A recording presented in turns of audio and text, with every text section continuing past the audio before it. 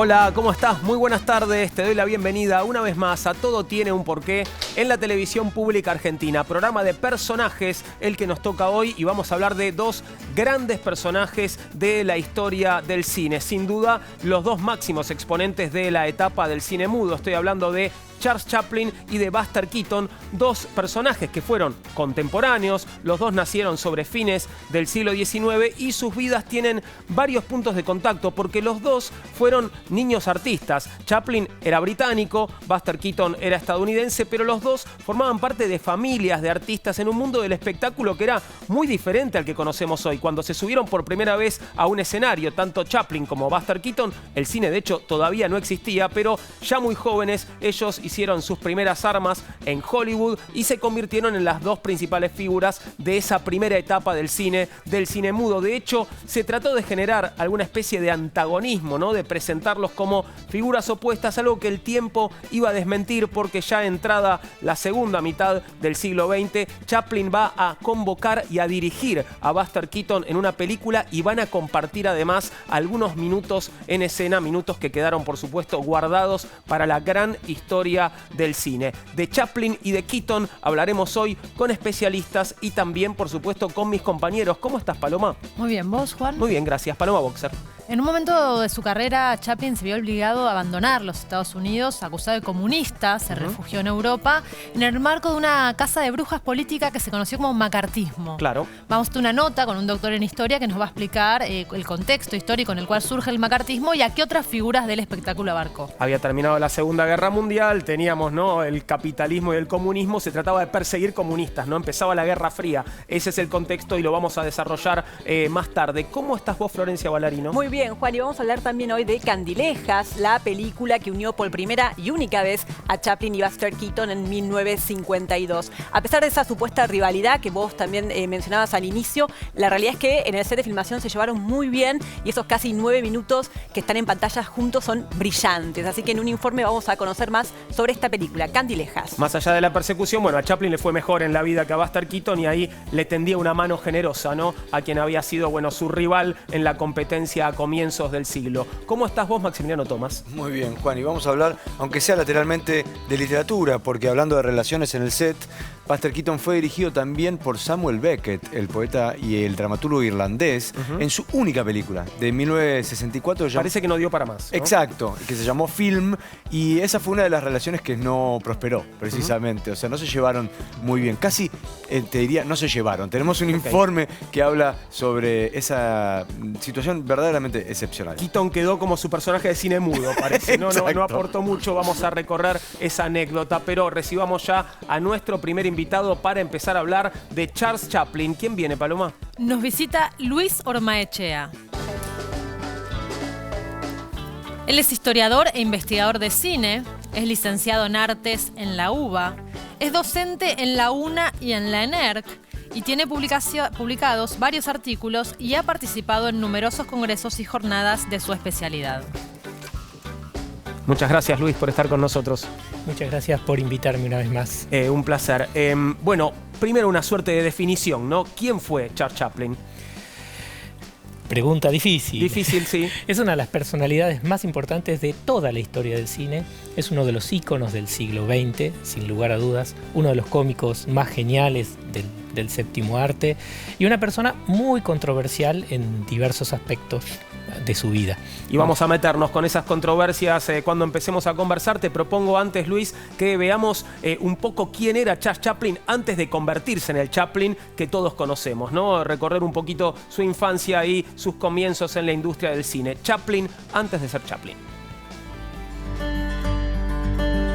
Charles Spencer Chaplin nació el 16 de abril de 1889 en Londres, Inglaterra. Lleva el nombre de su padre, que era un actor y cantante de variedades. Su madre, Hannah, artista del mismo rubro, llegó a tener bastante éxito. En el mundo del espectáculo era conocida con el seudónimo de Lily Harley. Provenía de una familia de gitanos, hecho de que el futuro comediante se sentía muy orgulloso y definió en su autobiografía como los cimientos del entramado familiar. Tenía 3 años cuando su papá abandonó el hogar. Esto obligó a su mamá a mantener sola a sus 2 hijos, ya que Chaplin tenía un medio hermano llamado Sidney. La familia atravesó entonces serias complicaciones económicas, porque a pesar de que en ese momento ella estaba en la cumbre de su carrera, comenzaba a fallarle la voz. De hecho, en 1894 se le quebró durante una función y tuvo que suspender la actuación. Entonces el empresario que la había contratado envió a escena al pequeño Charlie, uno de los nombres con el que sería recordado, que en ese entonces tenía 5 años. Con maestría imitó el tono de su progenitora e incluso actuó el momento en el que no pudo seguir cantando para gran diversión del público.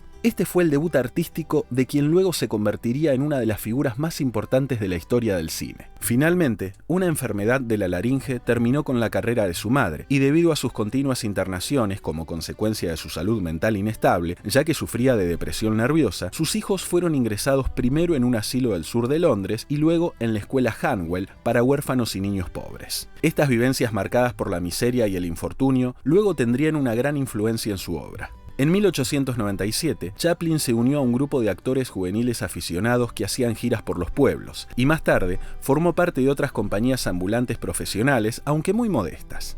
En 1898 ya era un experto actor infantil. Casi no veía a su padre, que tenía serios problemas con el alcohol, y quien finalmente murió de cirrosis con apenas 37 años cuando él tenía 9.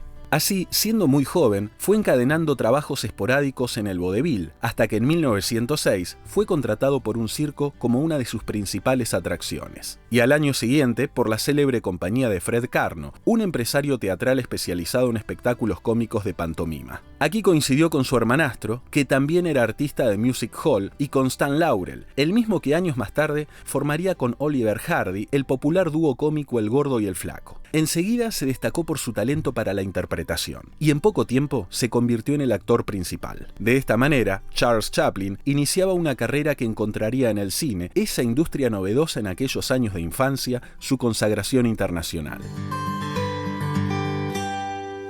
Así empezaba el recorrido en el mundo del espectáculo de Charles Chaplin, pero ¿cuándo y por qué decide dejar Europa y ir a los Estados Unidos? Él, como bien dice el informe, trabajaba para esta compañía de Fred Karno, y Fred Karno era una especie como ahora el Cirque du Soleil, que tiene varias sucursales, varias franquicias a lo largo de todo el mundo, y en uno de esos viajes él llega a Estados Unidos, alrededor de 1912. En uno de esos viajes es conocido por Mack Sennett, que era un productor de comedias de Hollywood, comedias que se filmaban muy rápidamente.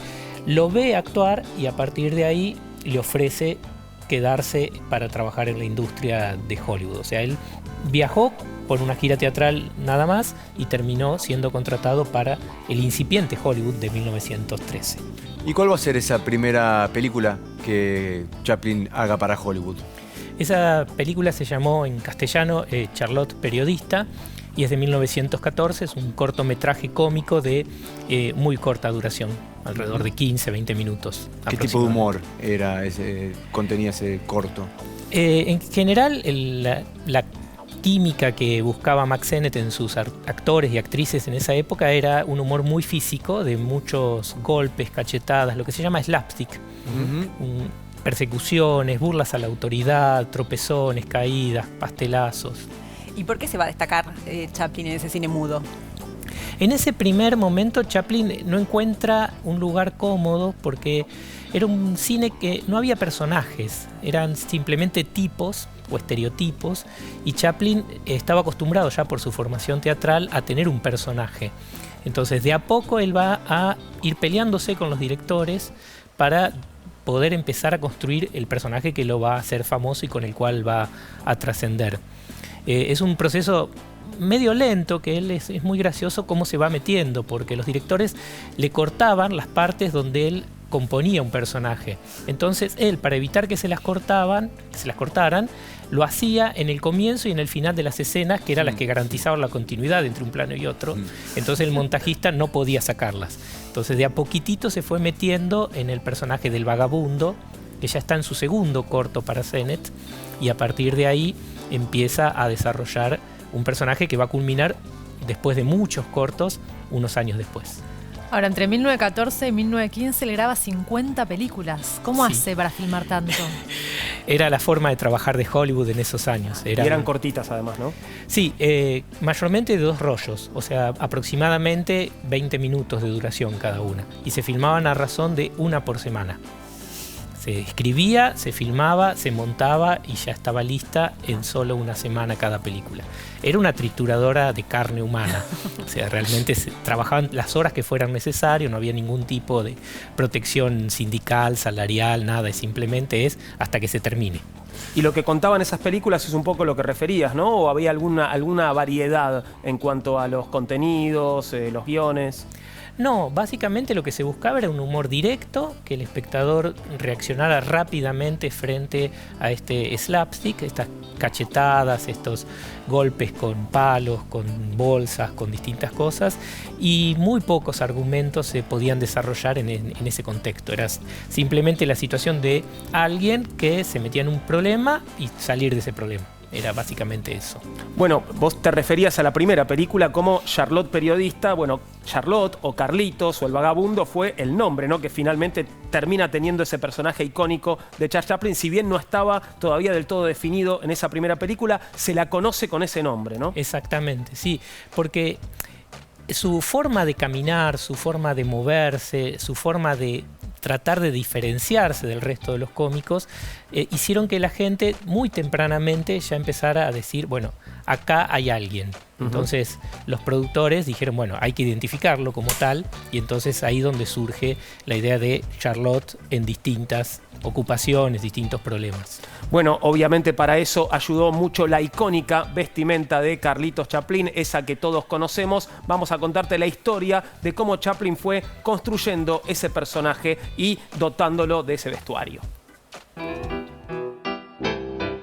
Charlotte, o simplemente el vagabundo, es el icónico personaje creado por Chaplin que se caracterizó por su particular atuendo. El comediante usó esta vestimenta por primera vez en el film Carreras sofocantes de 1914. Dirigida por Henry Lerman, esta película fue fruto de una total improvisación. Una mañana, mientras el cómico se encontraba en un estudio de filmación escribiendo el guión de un nuevo título, el director Mack Sennett lo llamó a su despacho para comunicarle que debía ir con el equipo de rodaje a una carrera infantil de coches e inventar allí una historia.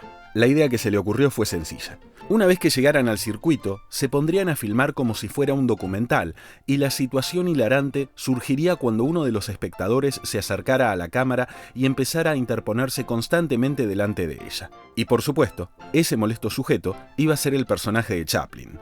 Para el papel, además, quería cambiar la vestimenta que había utilizado en su primer film, con la que no había quedado satisfecho, que consistía en una levita y un sombrero de copa. Entonces, con la ayuda de dos compañeros de elenco que le prestaron parte de su ropa, ideó un disfraz basándose en el contraste entre elementos: chaqueta estrecha y pantalones anchos, zapatos grandes y sombrero pequeño. Se trataba de vestuario de corte elegante y apariencia burguesa, pero usado y deteriorado. El actor quedó conforme con esta combinación porque funcionaba cómicamente por oposición y resultaba a la vez ridícula y conmovedora. Al respecto, escribió lo siguiente en su autobiografía: estaba indeciso entre parecer joven o mayor, y agregué un pequeño bigote que pensé me daría más edad sin ocultar mi expresión. Tan pronto estuve preparado, el maquillaje y la ropa me hicieron sentir el personaje, comencé a conocerlo y cuando llegué al escenario ya había nacido por completo. Sin duda, el bigotito que parecía bailar bajo su nariz cuando la movía se convirtió en una de sus más reconocibles señas de identidad y fue un gran acierto. Sin embargo, desde un punto de vista dramático, el elemento más importante de su atuendo resultó ser el bastón. Este complemento le servía para varios propósitos. Primero, porque le aportaba al vagabundo un toque de distinción, a la vez que se tornaba paródico cuando el espectador se percataba del material del que estaba hecho: caña de bambú. Además, constituía una poderosa herramienta cómica. El personaje se valía de él para, por ejemplo, hacer tropezar a sus rivales, alcanzar objetos inaccesibles o realizar divertidos malabarismos. Y por último, como elemento expresivo. Según cómo lo colocara o lo moviera, el bastón era una extensión de su personalidad. En 2005, este icónico accesorio junto con el sombrero bombín fueron adquiridos por un comprador anónimo que pagó $300.000 en una subasta de la casa de remates londinense Bonhams. ¿Este vestuario, Luis, tuvo modificaciones a lo largo de las películas de Chaplin o fue una especie de uniforme? Porque lo veíamos en un uniforme con distintos atuendos igual. Sí, lo fue perfeccionando a medida que va pasando el tiempo, y cuando ya alrededor de 1915, 1916, él empieza a tener el control creativo de sus películas, él ahí ya empieza a normalizarlo. En las giras que hizo con Fred Karno, antes de ir a Estados Unidos, él viajó a Francia y ahí conoció a uno de los más grandes cómicos del cine mudo francés que se llamaba Max Linder.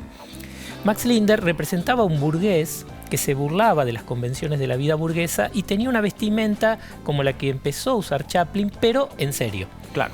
Chaplin nunca lo reconoció en su autobiografía, por ejemplo, apenas lo nombra Max Linder, pero en otros reportajes y en otras cosas, él reconoce que él hizo una parodia del personaje de Max Linder, por eso ese atuendo burgués, aunque su comportamiento y, como bien decía el informe, las medidas de los zapatos, los pantalones, la chaqueta, todo no eran proporcionadas, pero ahí está también, en ese primer viaje que hace a Francia, un germen de lo que va a ser esta vestimenta. Vos mencionabas la primera película para Hollywood de 1914 y muy rápidamente ya obtiene el control total de sus películas. No. Durante el periodo que trabaja con Mack Sennett, él se tiene que rendir un poco a las exigencias del estudio.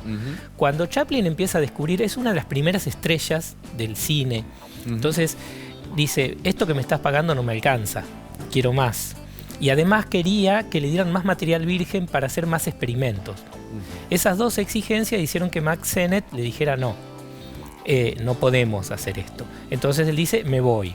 En principio Mack Sennett le sube el sueldo, le da más libertad creativa, pero eso no le alcanza a Chaplin y se va a una productora que estaba haciendo westerns, que era de Anderson, Billy Bronco Anderson, y que se llama S&A, y ahí él empieza a tener más control. ¿Y pero empieza es a partir a hacer dinero también? Sí, mucho. O sea, llega a ser millonario. Terriblemente millonario. O sea, siempre fue no solamente un gran cómico, sino un muy buen empresario. Supo manejar bien las finanzas, y si bien todavía en la S&A no tiene la propiedad de las películas, ya a partir de las otras dos productoras, que son Mutual y First National, a partir de ahí las películas ya le pertenecen a él hasta el día de hoy, que pertenecen a sus herederos. Las otras están en dominio público, pero esto sigue generando ganancias. ¿Qué contaba Vida de Perro?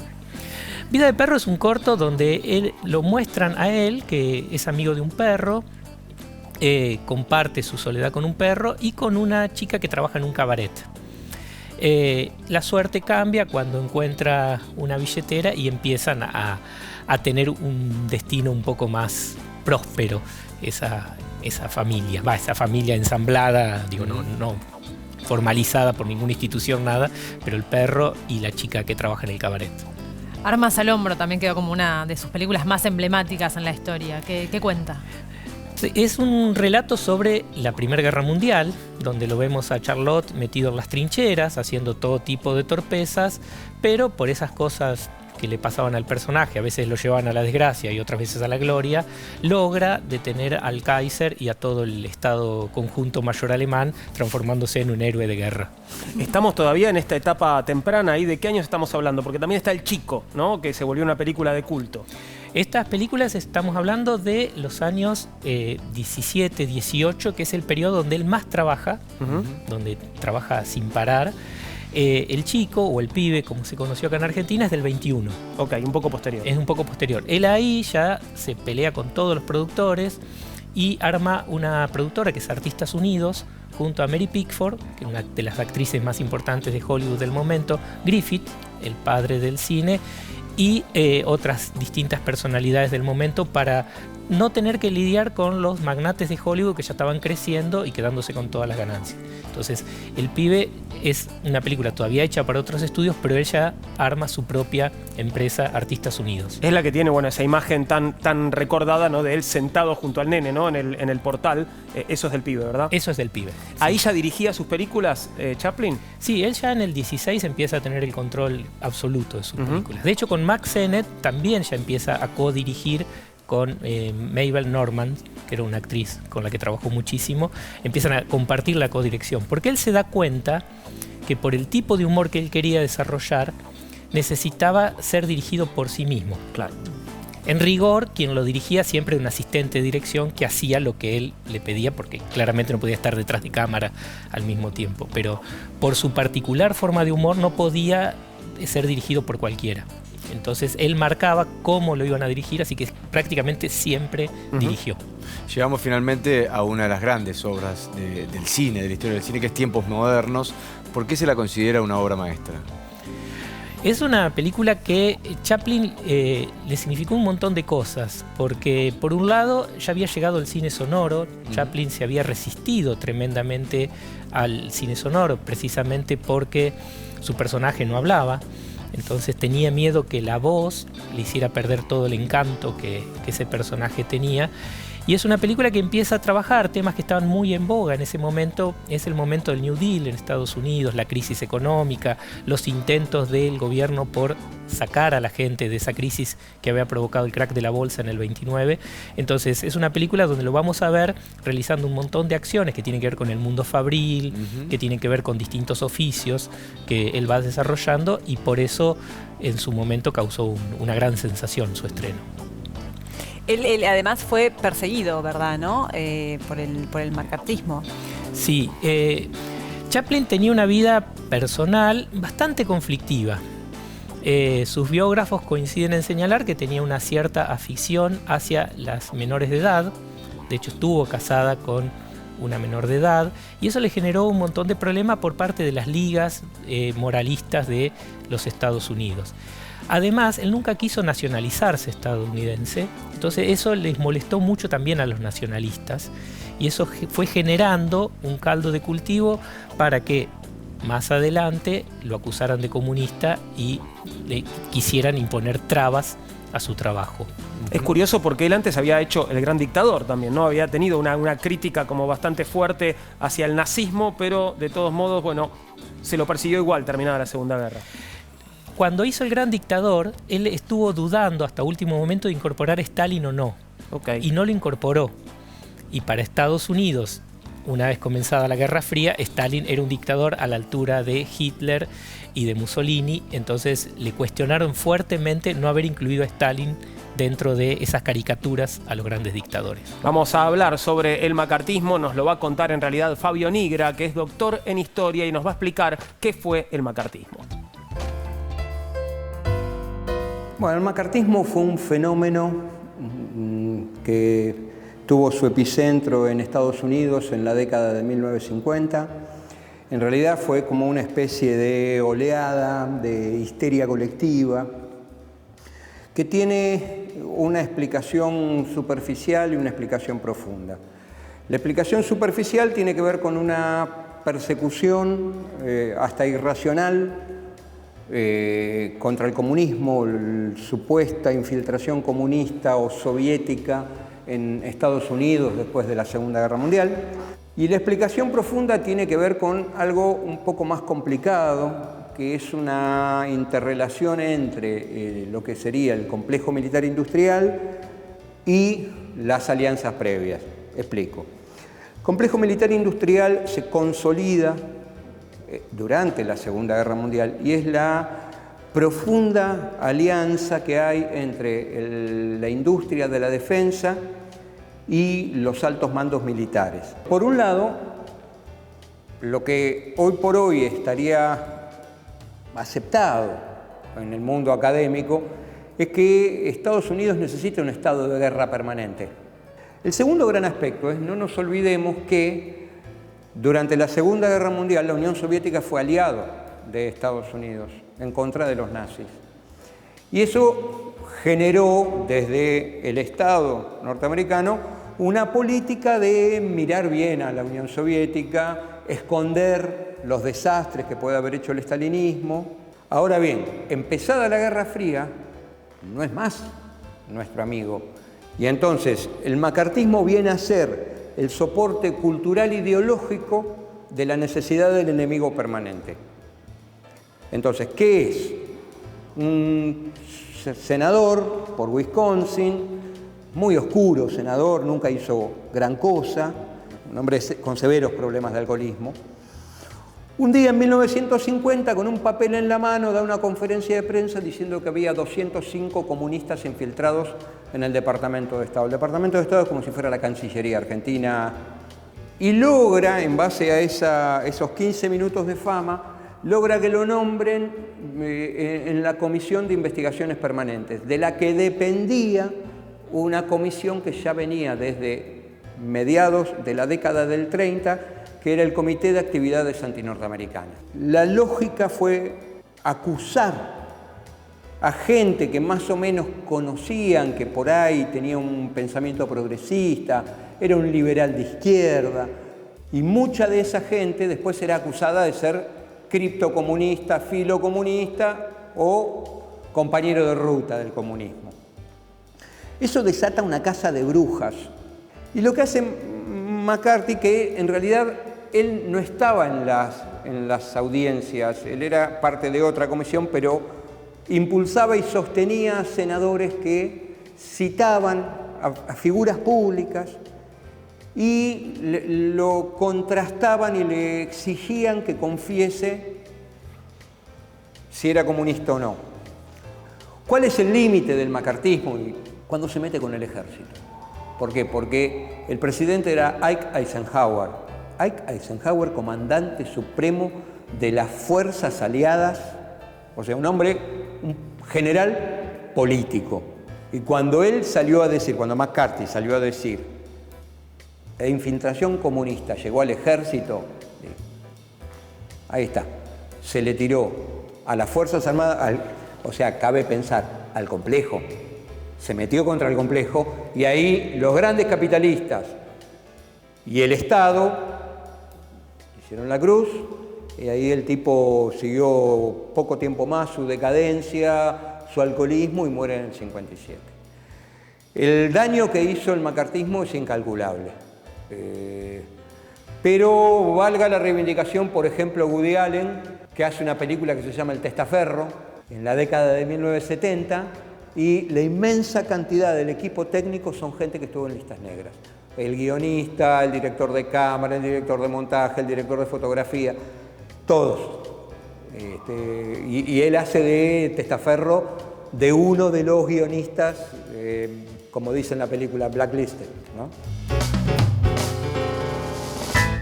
Bueno, Luis, a consecuencia de esto, Chaplin deja, ¿no?, los Estados Unidos y pasa sus últimas décadas de vida en Europa. ¿Cómo fue ese tiempo hasta su muerte? Él se va a Suiza, compra una mansión en Suiza, se lleva todos los negativos de las películas de las que él tenía la propiedad, cosa de que nadie venga a hacerle problemas de derechos, y filma muy esporádicamente. Él nunca se terminó de acomodar totalmente al cine sonoro. De hecho, sus últimas dos películas son Un rey en Nueva York y Una condesa en Hong Kong. Cada una hay 10 años de diferencia entre una y otra, y solamente va a volver a Estados Unidos a principios de la década del 70, cuando la Academia le da un Oscar honorario por toda su trayectoria. Él había recibido un Oscar también honorario por El Circo en el año 29, y todo el resto de su obra fue prácticamente ignorada por los Oscars. Entonces él vuelve en ese momento, es recibido con gran festividad, lo quieren mucho, otorgan un Oscar al reestreno de Candilejas, y ya directamente después él se vuelve a Europa, se refugia ahí y pasa los últimos años de su vida ahí. En Suiza, ¿no?, que es donde muere. Exactamente. Podés mandarnos tu porqué a porqué@mandarinatv.com. En redes sociales te esperamos, en Facebook, como Todo Tiene un Porqué, en Instagram y Twitter, @porqué_tv. Si te perdiste algún programa del ciclo, te invito a que lo busques en tvpublica.com.ar. Ahí podés encontrarlos a todos. Después de la tanda, nos toca seguir con la otra gran figura de la época del cine mudo, Buster Keaton. Ya venimos.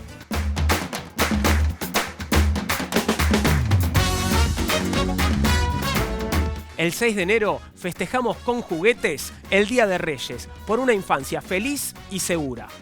Les desea la Cámara Argentina de la Industria del Juguete.